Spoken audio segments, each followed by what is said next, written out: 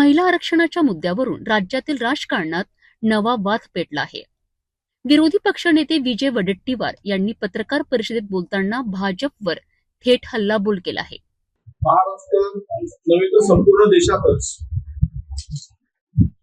ज्या जुमलेबाज आणि ज्यांचा रेकॉर्ड खोटं बोलण्यामध्ये गिनीज बुक ऑफ वर्ल्ड मध्ये नोंदल्या जाईल अशा प्रकारची पार्टी त्यांच्याकडून महिला आरक्षण बिलाच्या संदर्भात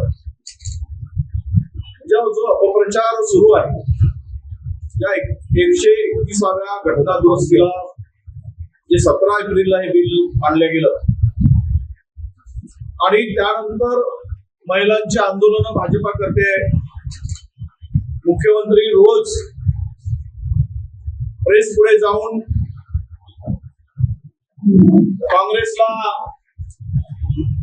महिला विरोधी ठरवते.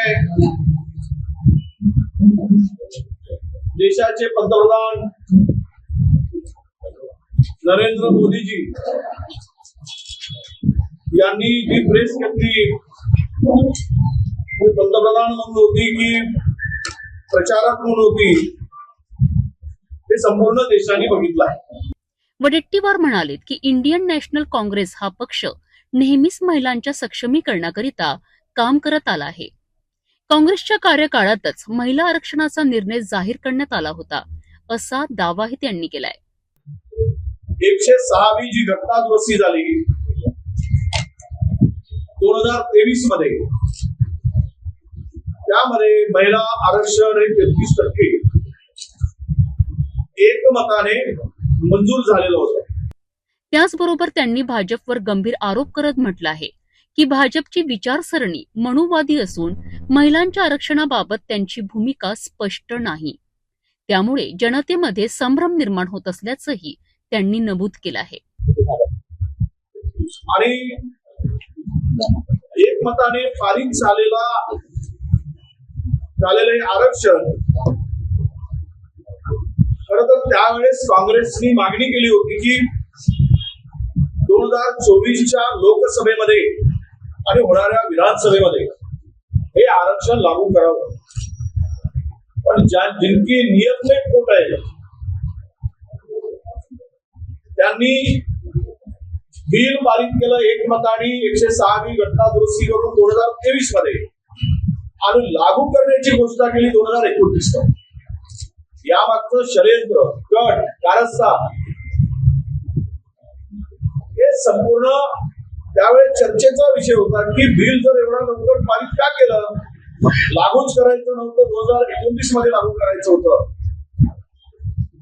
तर त्यामध्ये त्यावेळेस खूप टीका झाली आणि त्यांच्या मागचा पुढील डाव जो होता, जे काही कारस्थान होतं, ते 17 तारखेला 131व्या घटना दुरुस्तीचं विधेयक आलं.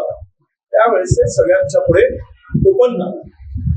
मुळात प्रश्न असा येतो की नारी आरक्षण, नारी वंदन, आपलं नारी शक्ती वंदन असं त्याला नाव दिलं गेलं. त्यावेळेस हे बिल मंजूर झालं, विधेयक मंजूर झालं 23 मध्ये, त्यावेळेस ह्या शब्दाचा प्रयोग त्या ठिकाणी नव्हता, त्या बिलात उल्लेख पण नव्हता. आणि त्यावेळेस काही महिलांचं आरक्षण होतं 33%, तो विषय संपला. परंतु 131व्या घटना दुरुस्तीमध्ये जे विधेयक आणलं गेलं त्यामध्ये तर मुळात नारी शक्ती वंदन नावाचा उल्लेखच नाही. तो उल्लेख केवळ शब्दांनी केलाय की 33% आरक्षण लागू करण्यासाठी महिलांसाठी.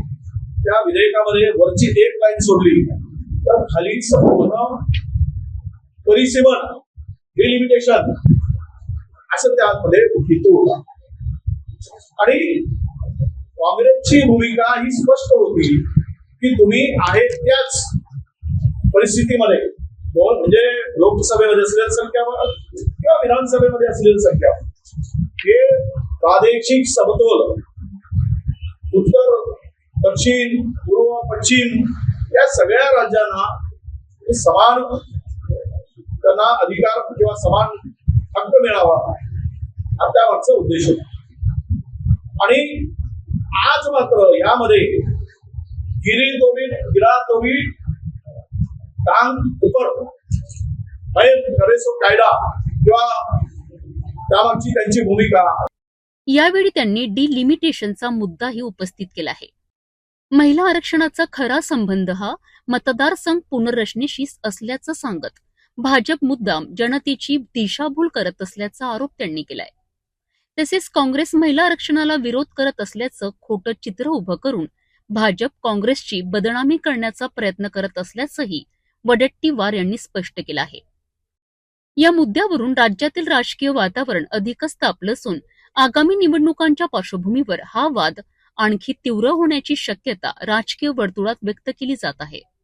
त्याला माहित होतं की हे विधेयक या ठिकाणी मंजूर होणार नाही, घटना दुरुस्ती, कारण खूप मेजॉरिटी नाही, आणि म्हणून या घटना दुरुस्तीच्या विधेयकाच्या आड परिसीमन करून संख्या वाढवून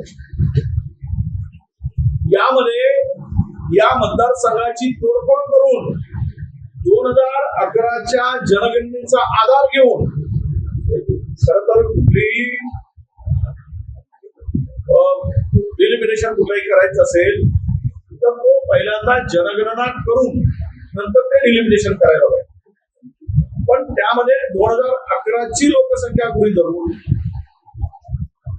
हे बिल आणले गेलं. खरं तर प्रश्न असा येतो की नारी वंदन अधिनियम होता काय, तर मुळात नारी शक्ती वंदन हे त्यामध्ये उल्लेख नाही, याचा आरक्षणाशी काही संबंध नाही.